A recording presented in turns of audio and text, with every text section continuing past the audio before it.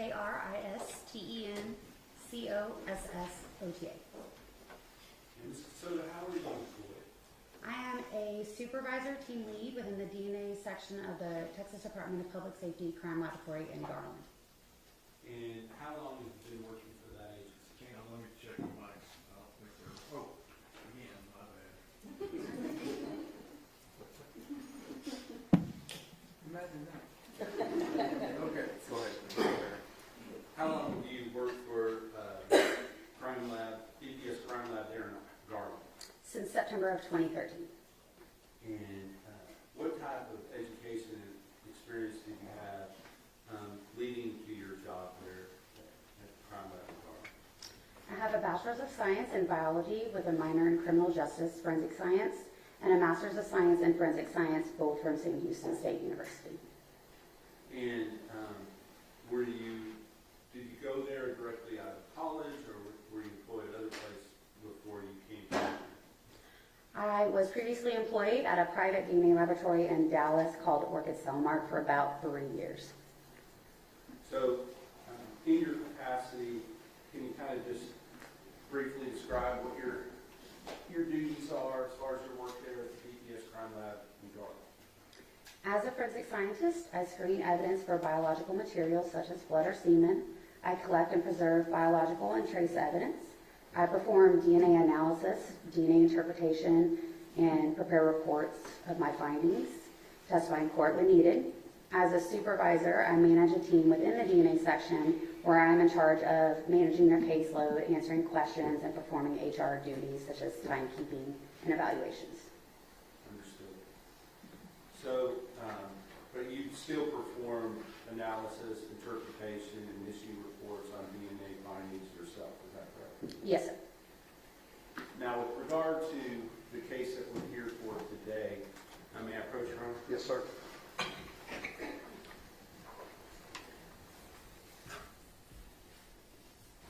I'm going to hand you 3 documents that have already been admitted in evidence. 6-297, which is lab submission report. 6-298, which is a DNA male screening laboratory report. And 6-300, which is the biology laboratory report. Okay. And just if you need to refer to those items, you can. I have copies of them, but thank you. Understood, but what I'm saying is, if we refer to those items, if we could do it by exhibit number, so it's clear in the record. Yes, sir. Now, with your job there at Garland, were you involved in the processing of evidentiary items for potential DNA evidence related to this cause number that I showed you as State's Exhibit number 290, not cause number, but laboratory case number that I showed you on State's Exhibit number 297? I perform the interpretation and comparisons for both the DNA and Y-STR in this case. And we've heard it referred to several different ways, but there is 2 different types of DNA testing, correct? That we perform, yes. Right. And one, you just called the first one just straight DNA testing. Is that what is sometimes referred to as Autosomal STR testing? Yes, it's the Autosomal STR testing. And with regard to the others, that's Y-STR. And we've talked about that with some other witnesses, so I'm not going to have you go into great detail about that. But you said that you did what with regard to those 2 different categories?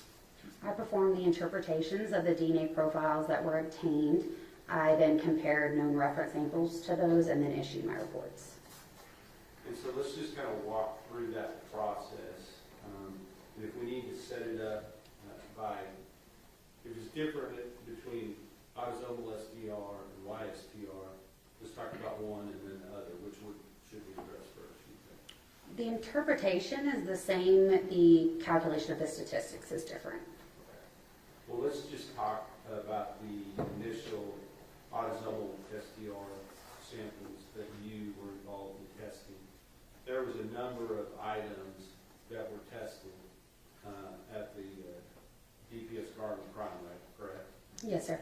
And then in addition to that, were there other items that were, some initial screening was done there at your lab, but then were identified as depletion items that were then sent to the Bode Crime Lab? Yes, sir. Okay. So tell me about where you kind of come into the process. Are you involved early on or not till after the testing resumed, after the divide had been made between the depletion samples and the samples that were to be obtained at DPS Garland? I did not get into the case until once the DNA profiles had been obtained by the other analysts. Understood, but you did issue a report. I believe the first report that you issued was April of 2023, is that correct?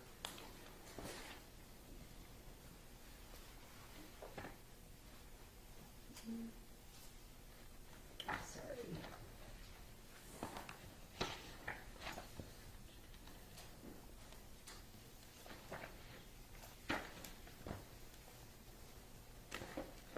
I believe it was, but then we issued a supplemental of that report as well.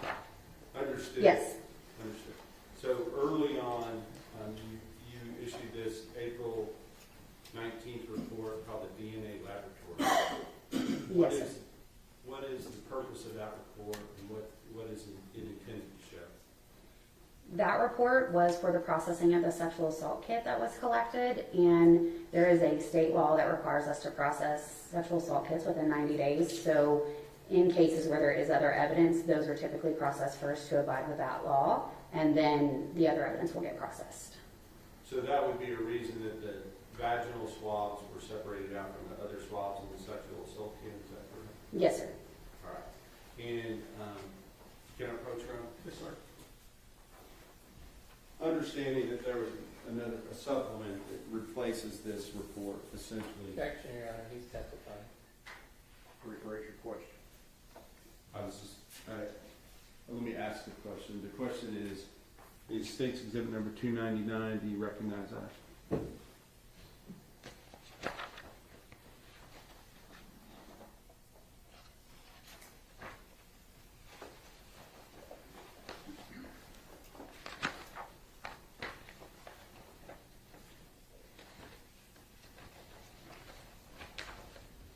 Yes, it's a copy of that report.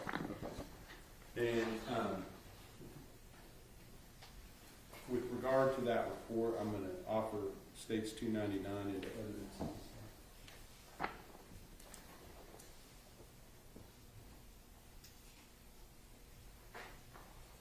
No objection.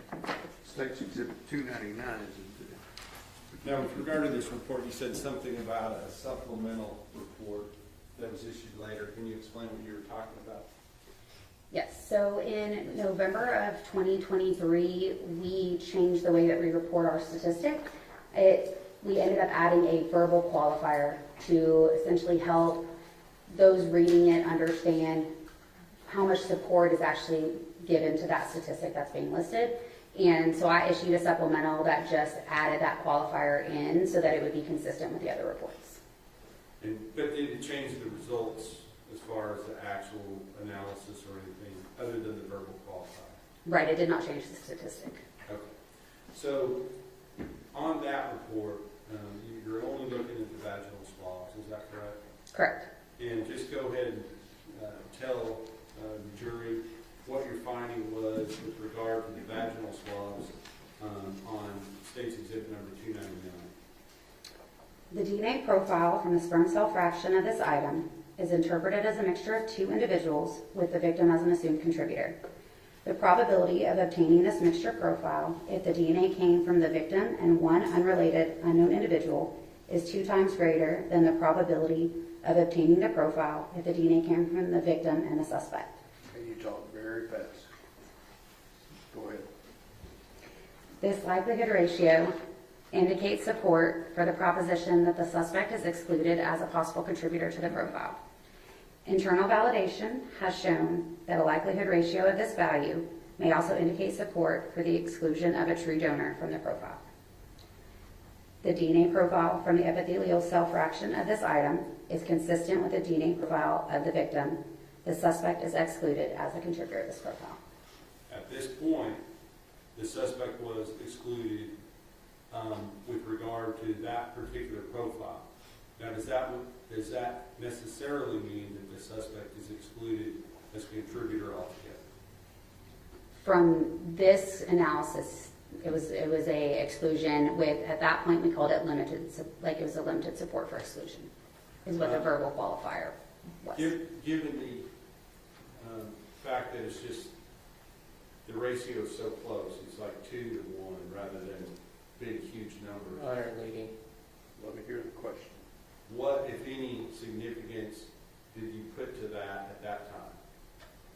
As far as whether or not further testing should be done to see if the defendant was still potentially a contributor to that swab, or whether we should just set that aside and say, no, he's not. Objection, saying no. No, go ahead. When we process samples from sexual assault kits, especially vaginal swabs, we know during that laboratory process, when they're identifying how much, if any, human or male DNA is in the sample, we know that there was male DNA in the sample. When you have a lot of female DNA, the female can kind of overtake it. So in cases or samples where there is a lot of female in the profile, we can try the Y-STR analysis, which essentially eliminates the female from the profile and looks at locations only on the Y chromosome from a male. And was that done with relation to this swab? Yes. Was that also done with relationship to the other swabs from the sexual assault kit? Yes. And so further testing was done on those items regarding the Y-STR. What other Y-STR analysis was done in this case? As far as what other items were submitted through your lab for Y-STR analysis?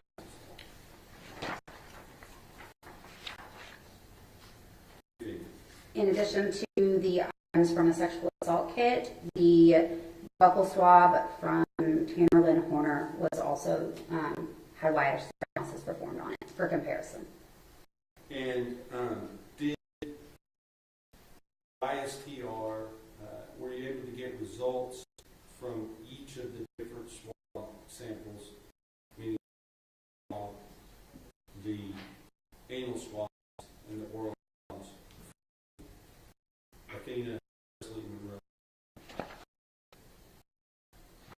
I was able to get profiles from those items. and may I approach her? Yes, sir.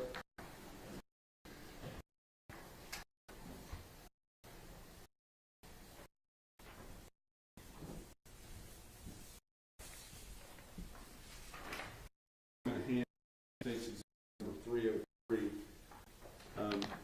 Do you recognize that?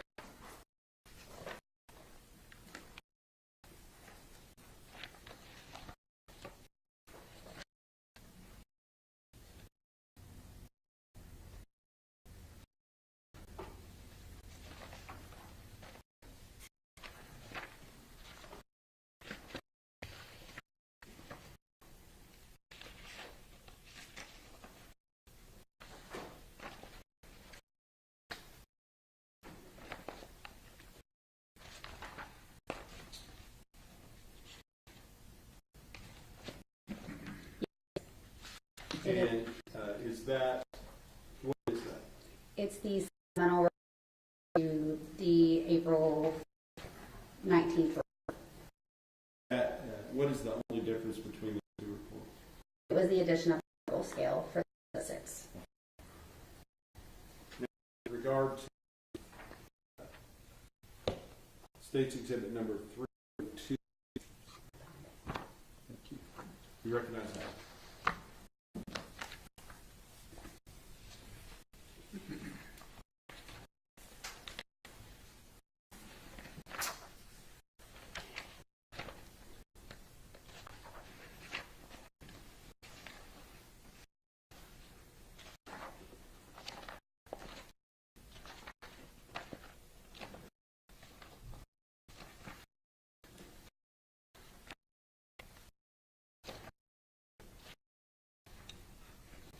Yes, it is a copy of the Y-STR report.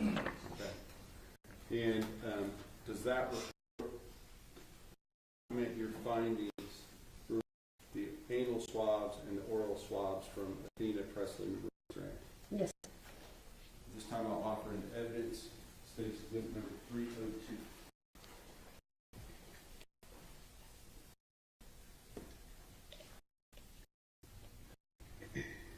Oh, I'll also offer 3 as well, which was just referred to.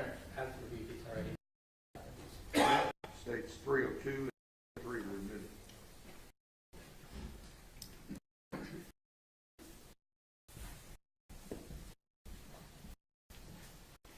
Now, before I ask the public, I want to talk to you a little bit more about the differences between the findings that you might see for autosomal STR and Y-STR, and kind of you explain the differences and how they're different. If you can do that for the jury. For the statistics? Yeah, yes, the statistical, how it's reported as far as whether a person's excluded or not, why the numbers might be different on one or another. Yes. So for the autosomal STR analysis, it is a more discriminatory statistic that is used because you get half from your mom and half from your dad, and each person's DNA is unique with the exception of identical siblings. So for the statistic for this is a likelihood ratio, and this is where it's a probability of 2 differing scenarios or hypotheses, and it determines which one is more likely and best explains the data that it sees in the profiles. The Y-STR, it is paternally inherited, so each male within a paternal lineage will have the same Y-STR profile, so it's not as discriminatory. And so there's only one piece of information that we get from each location we look at. The statistic there is what we call counting method, and that is where we look at a database to determine if it's seen within the database, and then we give a confidence interval to help turn that number into how many times, the maximum number of times it should be seen within the U.S. male population. And are the numbers themselves, as far as the statistics, because you said that autosomal STR is more discriminatory, is that what Yes, sir. So are the statistics higher in general than they are generally on the Y-STR? The numbers are larger, it's just a completely different statistic. Understood. Okay, so with that understood, let's talk about your report on 302, which is your DNA Y-STR laboratory report, admitted into evidence, issue date September 15, 2025. Do you have that in front of you? Yes, sir.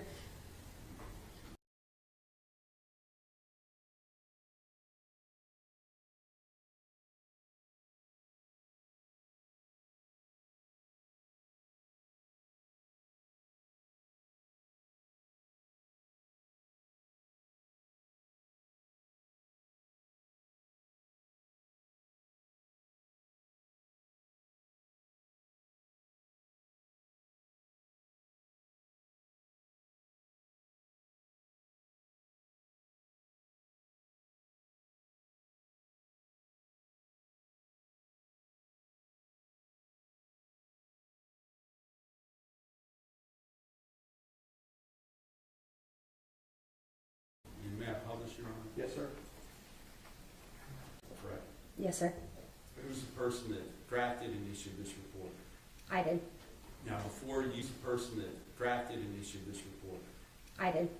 Now, before you issue this report, is there some type of a review process that it goes through to ensure that your both your analysis, your statistical numbers, or everything are consistent with protocols for your lab and for under the Texas Forensic Science Commission as well? Yes. For each report that is released, it is first technically reviewed by another qualified analyst. Then it will also go through an administrative review process before it's released.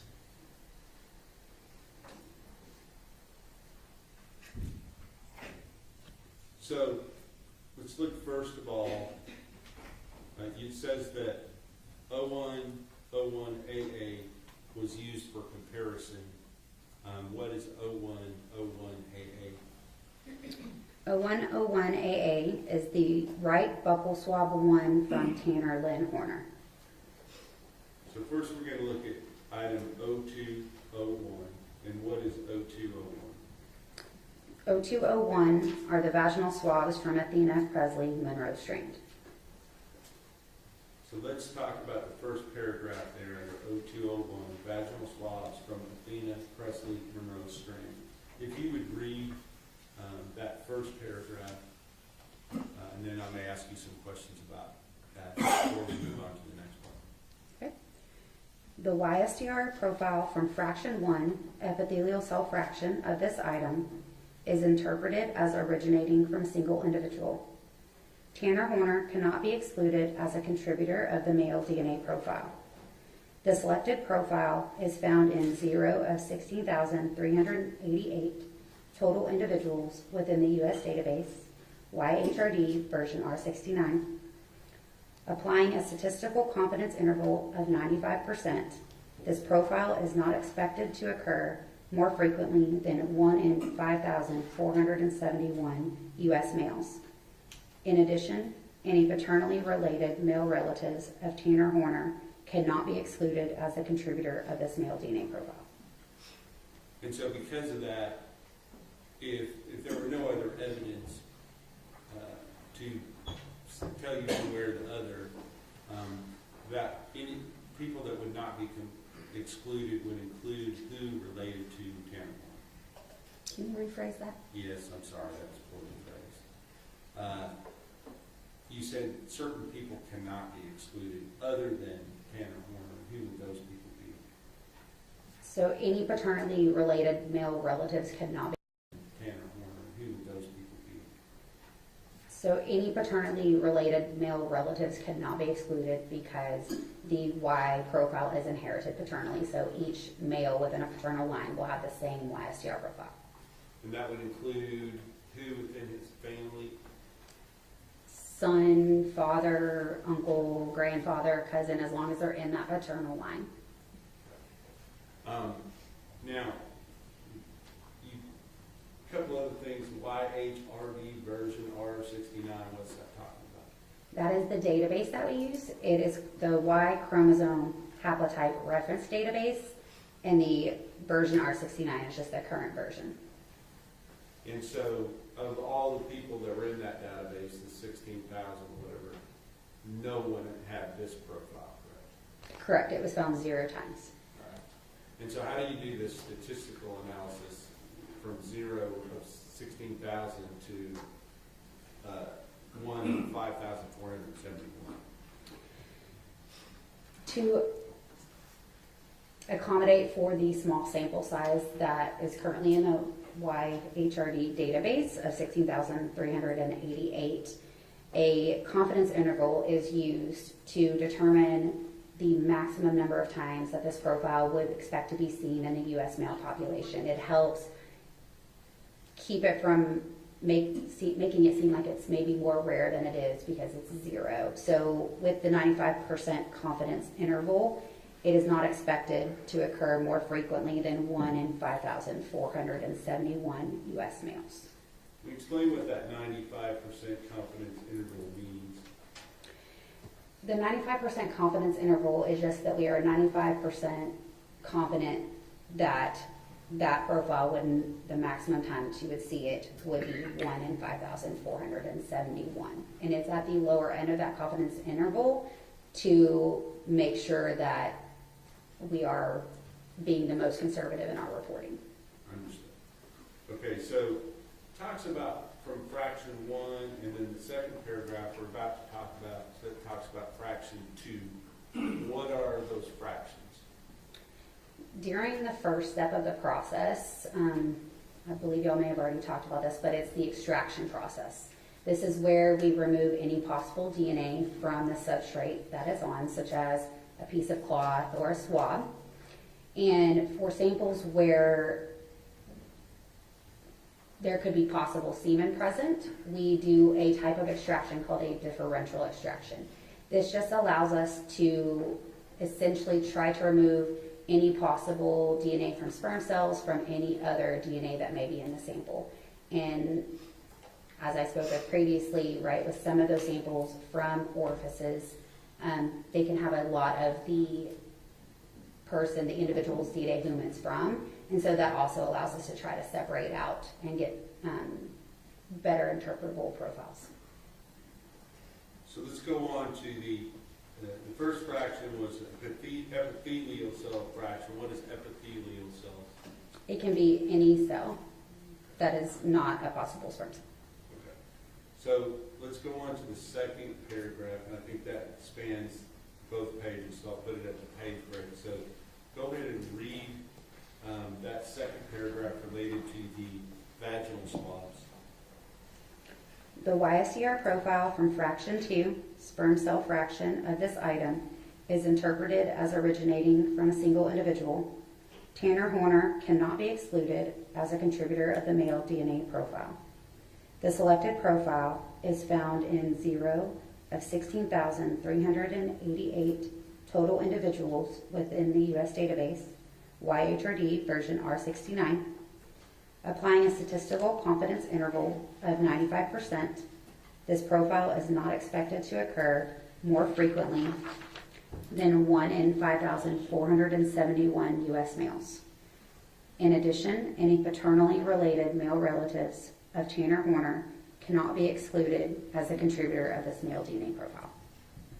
So is it essentially the same finding on both fractions, that Tanner-Horner cannot be excluded? Correct. Now, cannot be excluded is not necessarily saying a perfect match. That's why we have the statistics, correct? Objection, lady. Sustain, rephrase your Right. question. So I'm just trying to explain for somebody who might not understand, because it's a little tricky when you're talking about something. You know, we want to, people want to say, is it a match, right? And do you ever say it's a match? Absolutely. No. Okay, even with autosomal testing. Correct. Why do you say it as cannot be excluded? That's just the wording. With single source samples in either autosomal or Y-STR analysis, we don't call it a match, but if at any location there is information that is in the profile that is not consistent with a person being compared, they will be excluded because it can only be coming from one individual. Therefore, all of the information within the evidentiary profile needs to be consistent with the person being compared. So we don't say it's a match. It's just the way that we are worded. Understood. So let's go on and let's talk about the next set of swabs.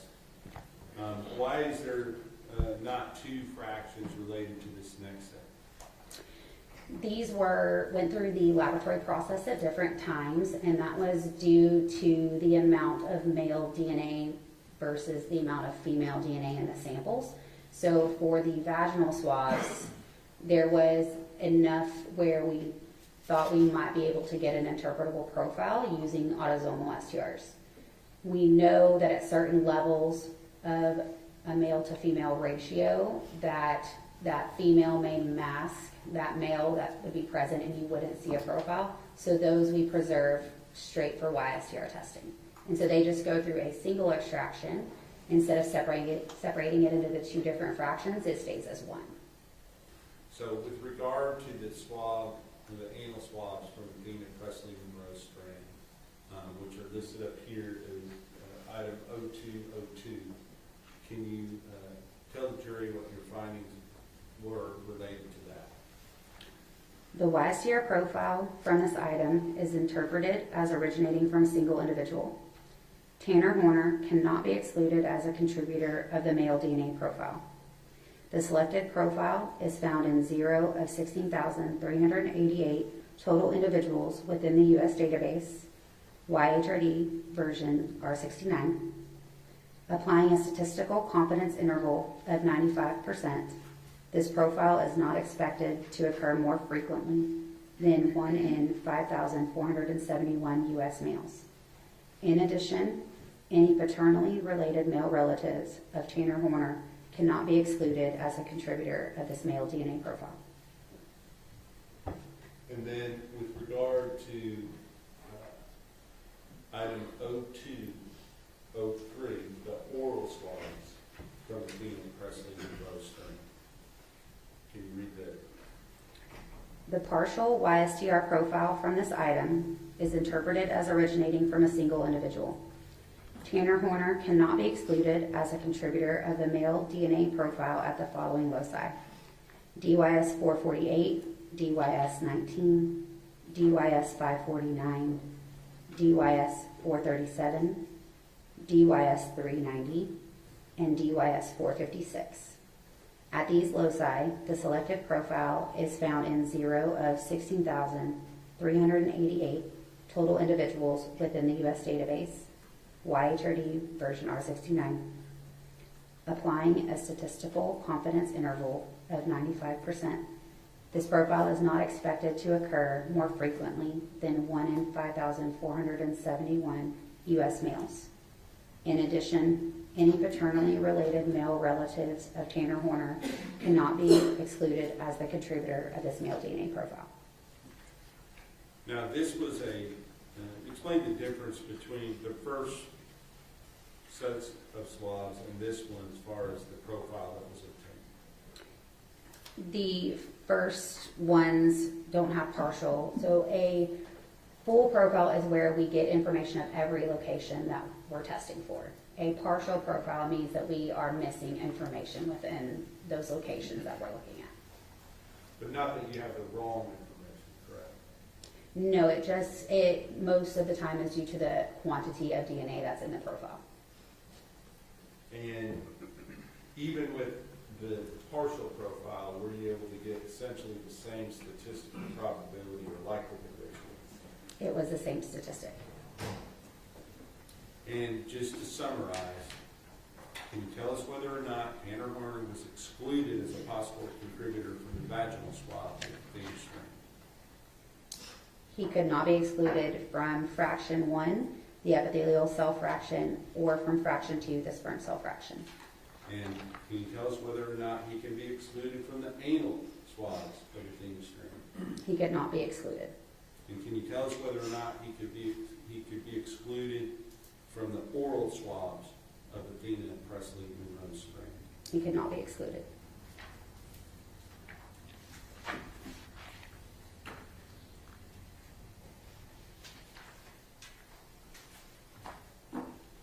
Now I want to talk to you about your other report.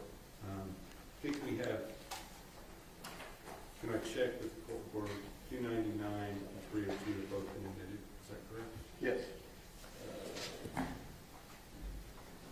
With regard to the other swabs, are those documented on a different, or the other items that were tested for autosomal STR, were those documented on a different report?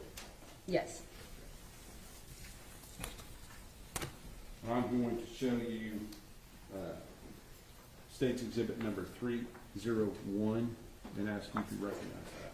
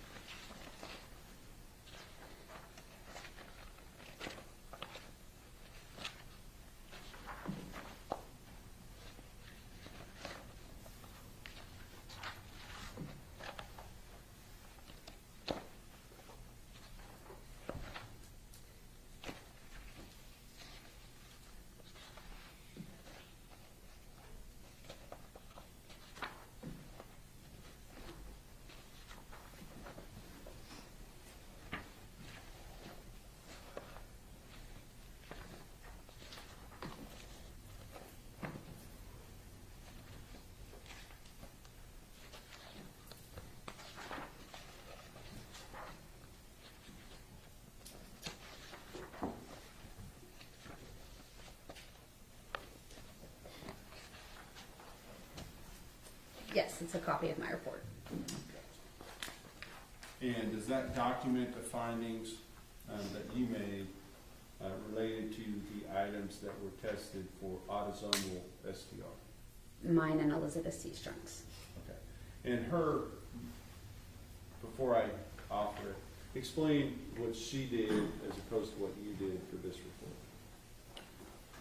Elizabeth C. Strunk cut the samples. Once they were chosen to be sent forward for the DNA analysis process, she cut them and got them ready for that process. She also, from I believe 2 of the items, collected apparent trace evidence, which could be hairs or fibers from inside of some of the baggies that we store them in. And so that's documented on here. But as far as any analysis, that was all done by you, correct? Correct, of the DNA, yes. All right. I will offer evidence case exhibit number 301 at this time.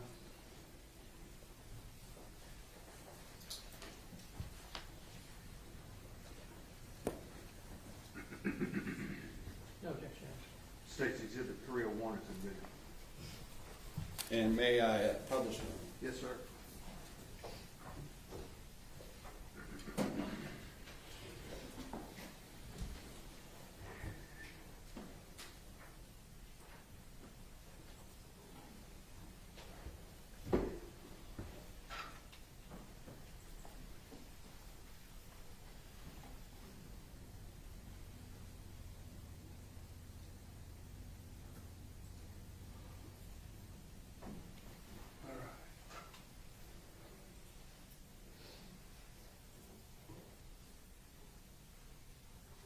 So, we've already kind of talked about the process that has taken place leading up to your analysis and interpretation. Kind of walk us through on the autosomal, what you do when you get a certain item that's been gone through the process as far as the extractions and all those things, but now you're interpreting the data. Can you walk us through that? Yes, so similarly to the Y-STR profiles, when I get a profile, I will look at it, determine if it's partial or full, whether or not we got information on all of the locations or only some of them. I will also then try to determine how many individuals I believe are contributing to that profile. Then I will run it through a program called StarMix. This is a probabilistic genotyping software that just aids the analyst in separating out any possible contributors within a mixture profile. And then if there is a known reference to compare to, it will also provide a statistic, the likelihood ratio that I spoke about. Now, on the autosomal STR analysis, let's just kind of start going through your report, and I want to make sure we understand what you dealt with. So, you're taking one of the. Let me ask you about the profile from the DNA swab, the buccal swab from Tanner Horner. Is that also, has that been separated out as far as portion for the different profile for the Y-STR, or is it the same profile? They're different profiles, but from the same sample. So in the process of the DNA analytical process, the third step, amplification, they're just using different kits, and that is just one is for autosomal STR analysis to obtain that profile, and one is for Y-STR to obtain that Y-STR profile. But it's the same sample. And so let's talk about, start going through the actual items. So the first thing we see is 0102AB, and what is that? That is a stain from left sleeve from FedEx polo from suspect's property. Okay. And I'm not going to have you read every word of this because we'll be here all afternoon if we do that for every item. But let's talk about, is this on fraction, was this divided into the 2 fractions? Yes, it was. Okay. And was, with regard to fraction 1, I want you to explain a little bit, get an understanding is, with regard to fraction 1, might you see both the suspect and the victim of a case in the same statistical analysis, like in this case, potentially? Yes. Okay, and that's the epithelial fraction, correct? Yes, we started referring to them as fraction 1 and fraction 2 instead of the sperm cell fraction, epithelial cell fraction. But yes, the fraction 1 is the epithelial cell fraction. With regard to fraction 2, if it's a female's DNA, are you going to ever have that person within that fraction? If there's a lot of female in the profile, it could also be present in that. When you're doing the differential extraction process, it's almost, kind of think about it as like when you mix oil and water and you're trying to get that top layer off, you don't want to go down too far to go into that bottom layer, so you may leave a little bit, and then those cells are actually extracted during that process. So you can have both in that. Okay. But let's talk about, first of all, on this, the epithelial cell fraction. So we're talking about the left sleeve of the FedEx polo from the suspect's property. And as far as whether that was from his house or whether it's from his property in the jail, that's explained in the, I think, in the previous testimony as to which is which. I believe from Jackie had done the initial screen. Correct. So on this, with regard to this particular, would this be a stain? So a stain is something that's cut out of an item of clothing, correct? It could be cut out. It also could be swabbed. It was just a specific area on that clothing that was determined to be sent forward for processing. And what was sent forward for processing, can you give us what the findings were for that particular item? The DNA profile from fraction 1 of this item is interpreted as a mixture of 3 individuals.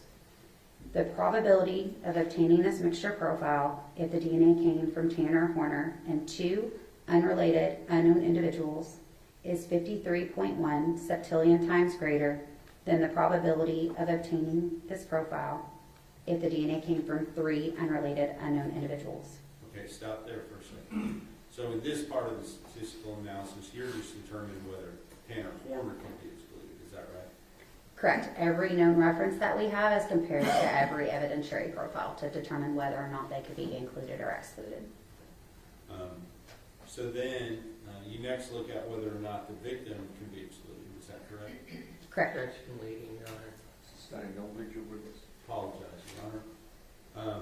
What were your findings with relation to the victim as far as whether or not she could be excluded?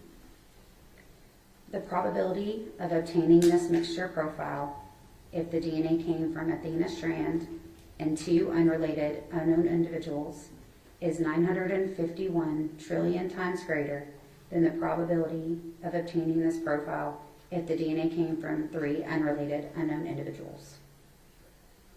So now we know, what do we know as far as them individually? Can either one of them be excluded? So those likelihood ratios, they are an inclusionary likelihood ratio. Okay. So both of them are included, is what you're saying? Correct. All right. So now, when you put them both together, do you do another statistical analysis as to what the likelihood is that they both are contributors? Yes. So when we run the statistic with each individual and there's an inclusionary statistic obtained, we want to make sure that while they are included separately, that they also are included together in that profile. Okay. And what was the likelihood with regard to both of them being included in the profile? The probability of obtaining this mixture profile if the DNA came from Tanner Horner, Athena Strand, and 1 unrelated unknown individual is 133 duodecillion times greater than the probability of obtaining this profile if the DNA came from 3 unrelated unknown individuals. These likelihood ratios indicate very strong support for the propositions that Tanner Horner and Athena Strand are both contributors of the profile. And at the end of State's Exhibit number 301, do you have some graphs that show the different likelihood ratios and what the propositions that come from them and the numbers related to that? There is a chart, and that's, it tells what the likelihood ratio number is, and then the verbal scale, that was the addition, and how much support that likelihood ratio is actually given to that hypothesis. And what does it have to be in order for it to be listed as very strong support? That would be a likelihood ratio of 1 million or more. Okay, and in this case, I believe you stated it was 133 duodecillion times, correct? For the co-contributor statement, yes. For both of them being contributed, Correct. as opposed to 3 unrelated. Is that right? Correct. So, with that, can you kind of give us a frame reference for what duodecillion means? Because that's not a number I think a lot of us use. No, so a duodecillion is a 1 with 39 zeros. A billion is a 1 with 9 zeros. A trillion is a 1 with 12 zeros. So it kind of, those are numbers that you may be able to grasp. So, and we're going to go down through, kind of use that as a framework with which to discuss the other statistical findings from the different stains. So there is, the next item is 0102 AD. Is that another stain from the same shirt? Yes.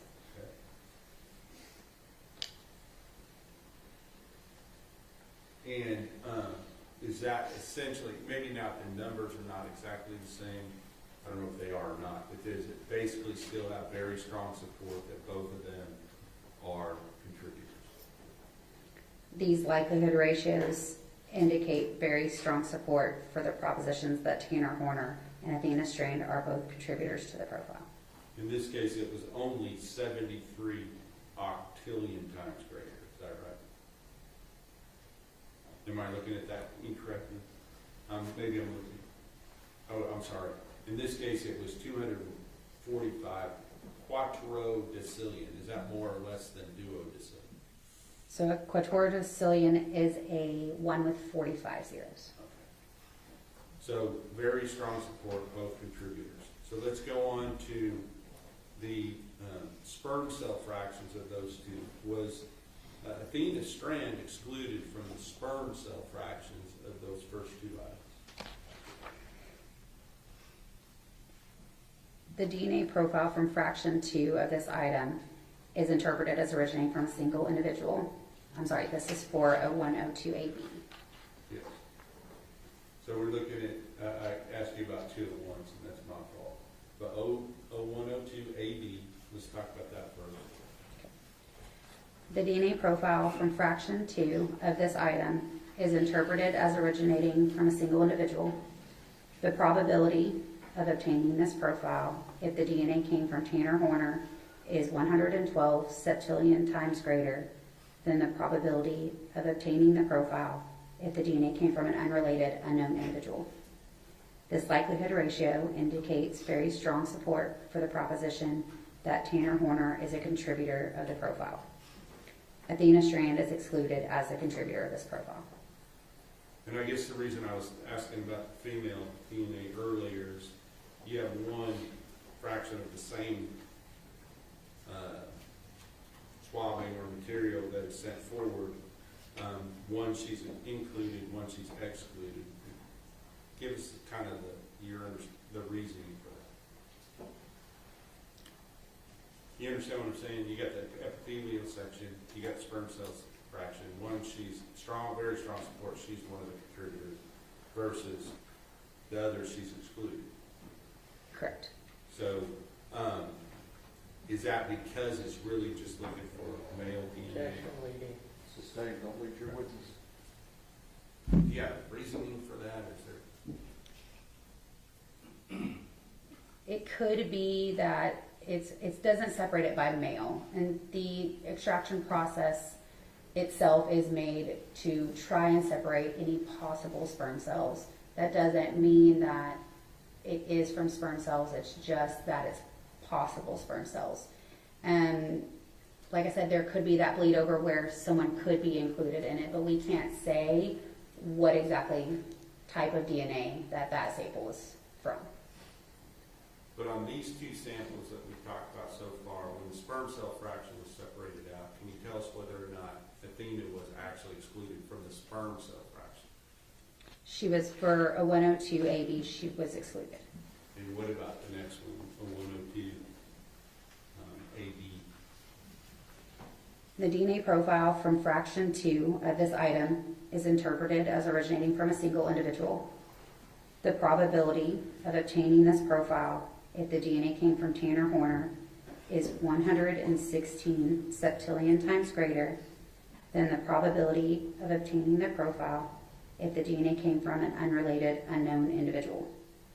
This likelihood ratio indicates very strong support for the proposition that Tanner Horner is a contributor of the profile. Athena Strand is excluded as a contributor of this profile. Okay, now let's talk about, we know that the first several swabs or cuttings that were sent forward were from the FedEx polo from the suspect's property, correct? Correct. So that would include 102 AB, AD, AE, AF, and AG, and a H and a I as well, correct? Correct. And were those similar findings on the others as what we've already described? I mean, I don't want to go, maybe I won't ask you to compare, because I know you got to read the whole thing if I did. Correct. So what I'm going to do is just say, those come from the same item of clothing. So essentially the results that we've already received kind of give us the information we may want to know about that particular clothing item. No objection, I lady. was gonna say, is there a question? Okay, let me move on. Please do, let's move on. Let's move on from the polo shirt. Now let's talk about the swabbing of the stain from the inside of the gray sweatshirt from the suspect's property. Okay. What were the findings related to that item on the autosomal STR? For a 103 AA, Is that one? Some of these, I don't necessarily. If there's not findings that connect both the two, I'm going to skip over those. Is that one? If it comes from, if an item of clothing comes from a specific individual, can you tell us whether or not what your expectations would be as far as finding that particular individual's DNA on that particular item? I can't speak to if I expect DNA, but when the transfer of DNA from your skin, whether it be on clothing or something you touch, there is a possibility that there is transfer of your DNA, so it is not uncommon to find a person's profile on something that they wear.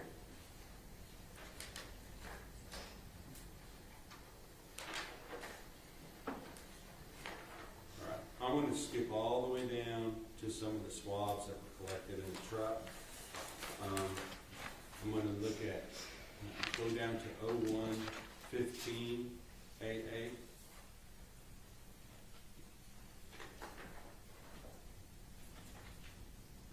And what was that?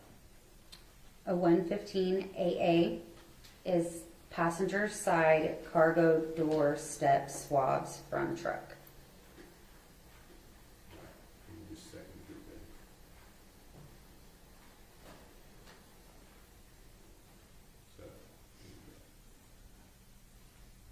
So this would be a swab, is that correct?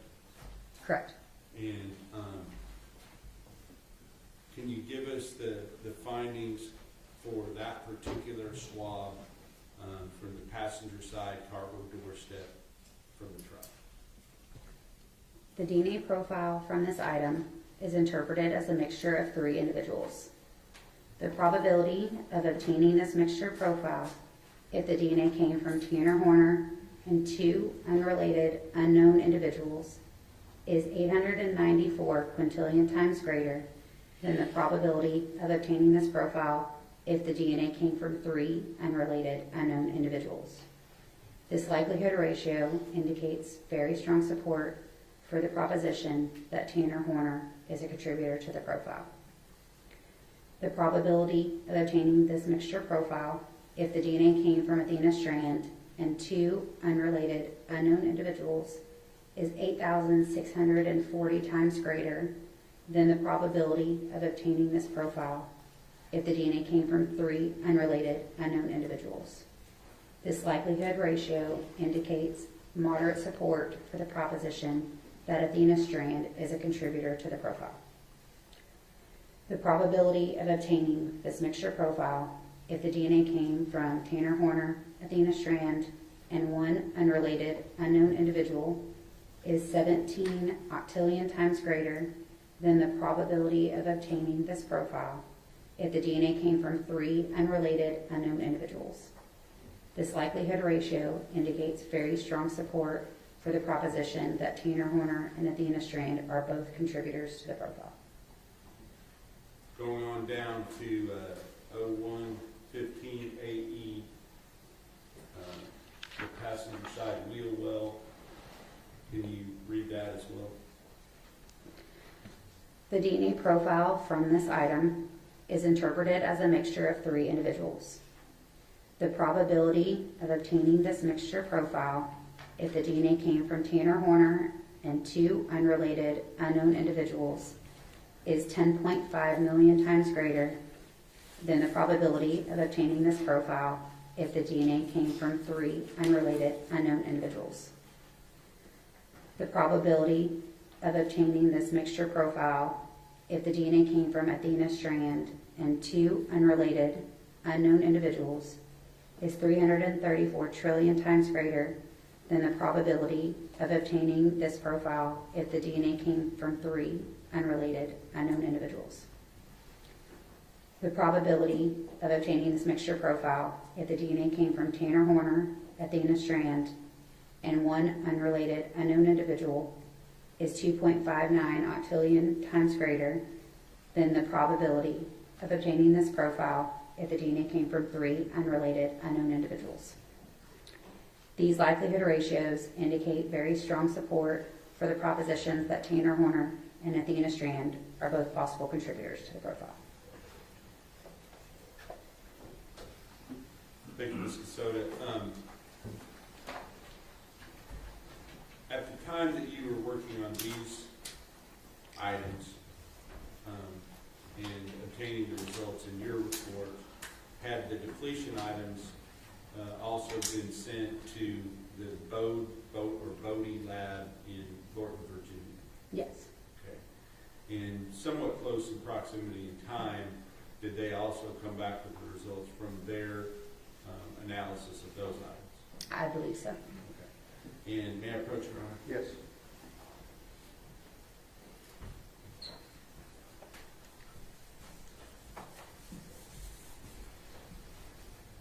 I'm going to show you what has been marked as State's Exhibit number 304. Could you look in that and see if you recognize that or have seen that before?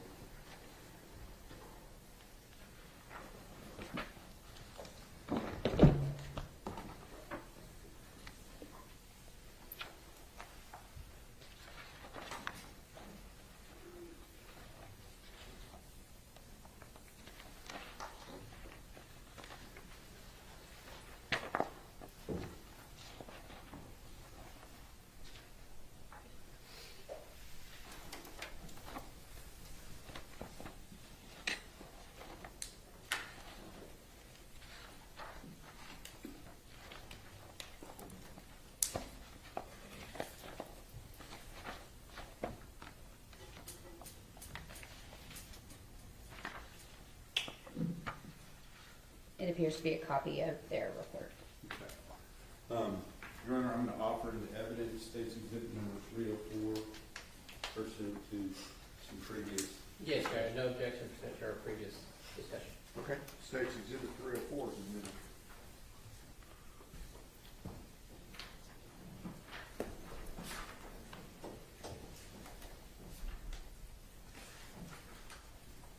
So, on this report, do you have a copy of this? I do. Okay. And I'd like you to look at just two specific items, and that would be the, what was from our lab, I believe it was 0112 AB 01, the swabbing from the right hand fingernail clippings and clipper from Athena Presley Monroe Strand, and then the next item 0102 AC 01, swabbing from the left hand fingernail clippings from Athena Presley Monroe Strand. 0112 AC. 0112 AC 01. Is that good? Yes. All right. So if you can find those in the results, I'd like to just read their results in related to those items.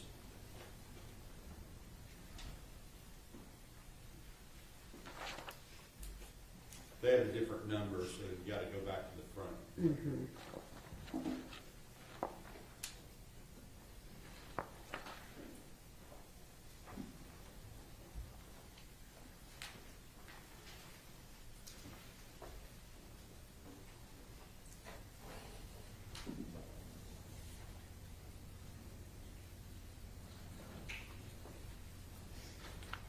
So there's some results at the beginning.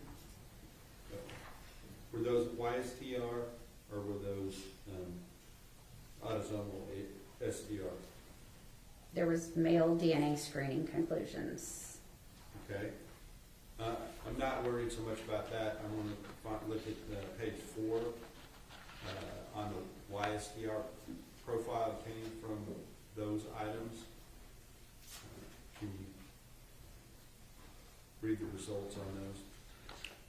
Their report states samples CCX2517-0764-E-05 and CCX2517-0764-E-06 were processed for DNA typing by analysis of short tandem repeat STR loci specific to the male Y chromosome, also called Y-STRs, using the PowerPlex Y23 kit. All right. So if you go down to part 2, under there, where it says a Y-STR profile was obtained from the sample ending in 05, which corresponds, if you look at the first page, what does that correspond with? That corresponds to 0112 AB 01, which was the swabbing of right hand fingernails, clippings, and clipper from Athena Presley Monroe Strand. And what was the result, looking back at page 4, with regard to the Y-STR profile obtained from that item? The report states a Y-STR profile was obtained from sample CCX2517-0764-E-05, male 1 in parentheses. Tanner Horner cannot be excluded as a possible contributor of the Y-STR profile obtained from sample CCX2517-0764-E-05. The Y-STR profile obtained is at least 1,923 times more likely to be observed if it originated from Tanner Horner than if from an unknown, unrelated male individual from the U.S. population. If you just skip down to page continuing on page 4, but at number 3, I don't want you to read the whole thing, but just as far as the numbers, the ratio, is that the same in that item as well as the previous item you just read? I'm sorry?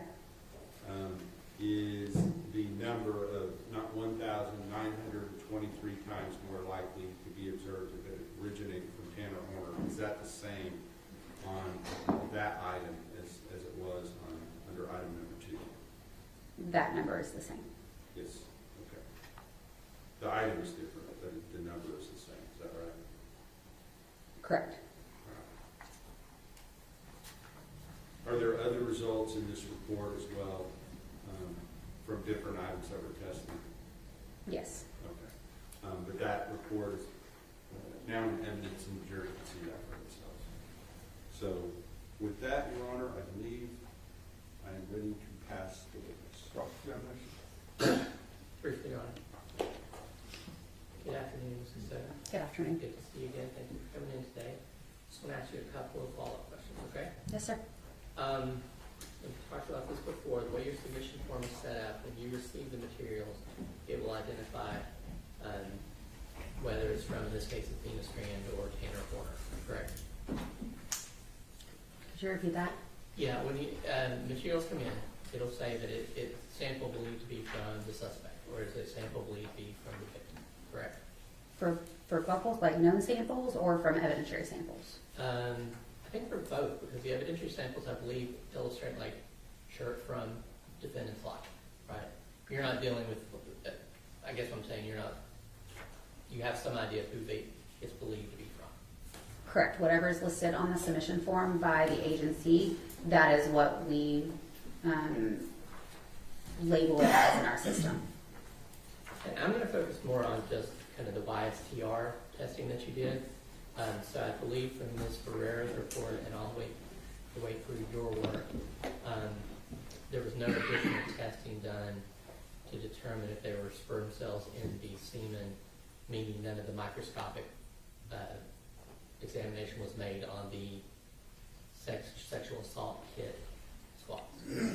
Correct. We do not process sexual assault kits for the presence of semen. They go straight for DNA for any possible male DNA.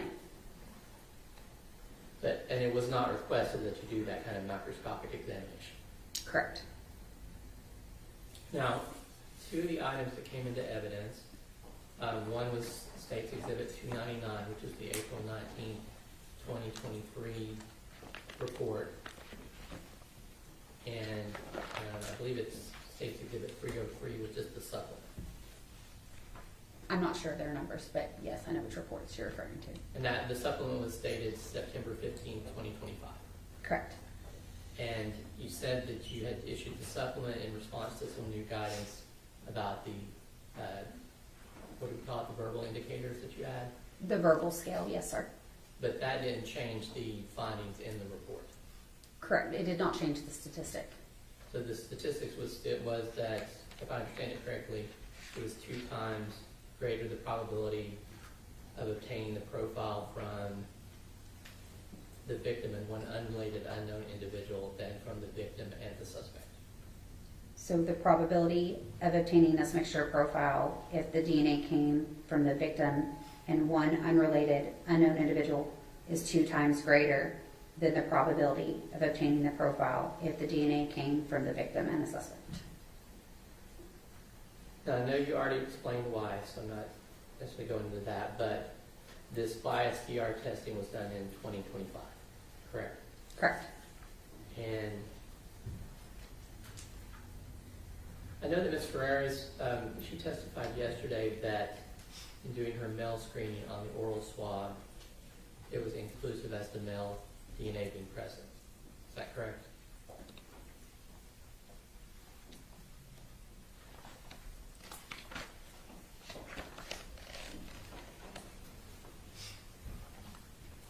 Her report states the detection of male DNA on this item was inconclusive, utilizing the Plexer HY quantification kit due to the low male quantification value. The item was collected and retained. That's the same swab that you used in your testing, correct? Correct. Now, earlier when you were testifying about the persons who are not excluded, you talked specifically about male relatives of the defendant. Correct.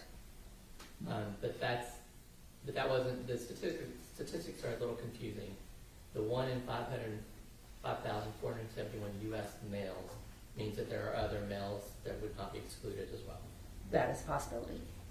Because there's, I don't know how many males in the U.S., but 150 million plus. Correct.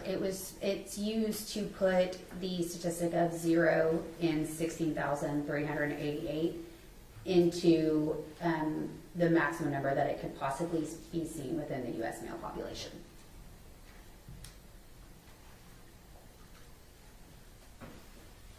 We talked a lot about the small sample size and maybe being overwhelmed by the female DNA. Is that correct? Are you talking about like in a profile where you might have a lot of female that any possible male profile? Yes, it can.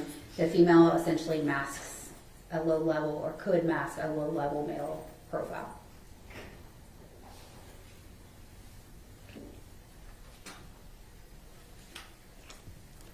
Now, we talked about separating it into fraction 1, the epithelial fraction, fraction 2, the sperm fraction, but you testified today that that doesn't necessarily mean that all of the DNA in the sperm fraction is from semen. Correct. And probably the same with the epithelial side. You don't know you can't know all the sources of DNA, but you're trying to separate them. Correct. Do you know, if I said a single drop of semen contained roughly 1 million sperm cells, 750,000 sperm cells, do you know if that would be roughly accurate? I think that could be dependent on a lot of factors that I probably can't. Some people make more sperm than others. Some could have low sperm counts. That I can't really answer that. Okay. So you wouldn't necessarily know if on average ejaculate would be around 300 million sperm cells. I'm not aware of the number. So on the measurements that you made for the vaginal swab, is the DNA roughly 1 nanogram? For which one? I'm sorry. For the vaginal swab.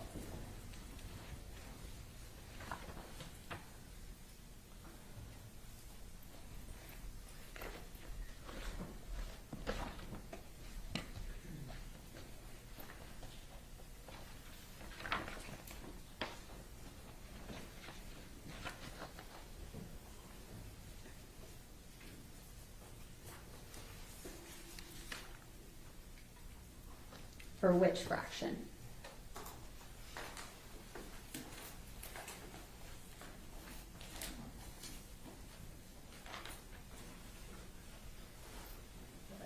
Can I have a shot? Yes.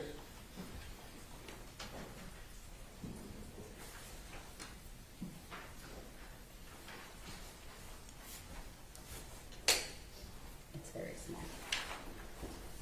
I'm not going to seek to admit those, but I was relying on that calculation. I believe it's the first two we're talking about. Correct. So it's yes. Okay. You can hold on to that for a second. Okay. Okay, so we're talking about roughly 1 nanogram of DNA material. So in the quantification step, we look at how much total human DNA is within the sample as well as how much male DNA is within the sample. In the sperm cell fraction, or fraction 2 of the vaginal swab, the total autosomal amount of DNA within that sample was 4.46 nanograms per microliter.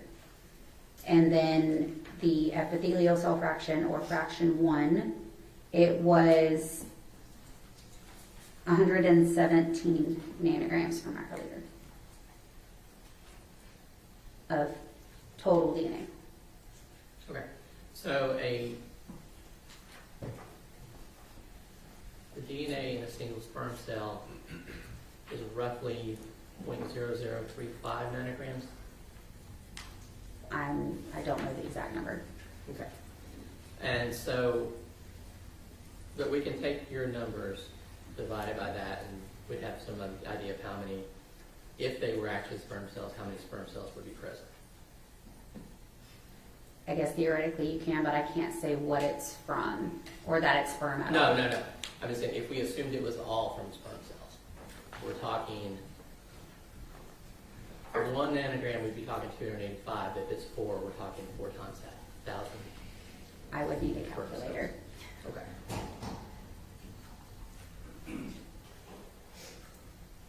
Now, you are not, obviously not involved in actually collecting those swabs, correct? That's from the autopsy. Correct. So we talked before, and I talked to Ms. Kelly a little bit about the portions of your job that are kind of subjective, why we need a human interpreter. Can you talk a little bit about that, please? The interpretation itself can be subjective. I am, based on your training and your experience, you are looking at these profiles and looking at a lot of different factors within each location that we look at and the entirety of the profile to determine how many individuals we believe are contributing to that profile. And I use the example with her, and I believe I've talked to you about this before too. I'm not a microbiologist, so I see the little chart that prints out, and you've got the gray lines showing where the alleles would be, and that's kind of the thing you have to look at and decide what's an artifact, what's real, what's a mixture, that sort of thing, correct? Yes, sir. So, and specifically with the Y-STR, you don't get to use the StarMax software with that, correct? StarMix. StarMix, sorry. Okay. And that's not available because this is a different thing you're looking at, so you're having to do those calculations differently. Correct. Okay. And then that's kind of where your interpretation comes in, and then you get others to help you review it. Correct. Each one is technically reviewed by another qualified analyst and then administratively reviewed. Now, also in your lab, it noted that the information you came. Which, I'm sorry, can you tell me which report? Should be 302. I'm sorry, I just have the state exhibit number. Okay. That would be the Hold on. September 15th, 2025 sexual assault kit. That's none of these. Which one? I think it was the September 2025 sexual assault kit one. It may have been on the other one, last one. But for the vaginal swabs on that report? Yes. Okay. So what is CODIS? So CODIS is the Combined DNA Index System. This is a national database that offender and arrestee and detainee samples are entered into, as well as any profiles from evidence samples. And then this is used to hopefully connect either cases to each other or cases and unknown profiles to individuals. And to your knowledge, there were no hits, there were no connections made from that entry. Not that I'm aware of. Pass the witness, Your Honor. Please, Rick.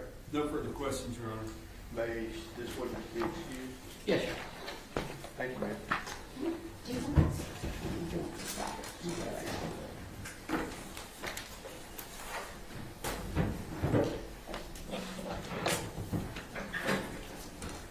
Let's take our afternoon break, okay? Call you back in 10 minutes to 3.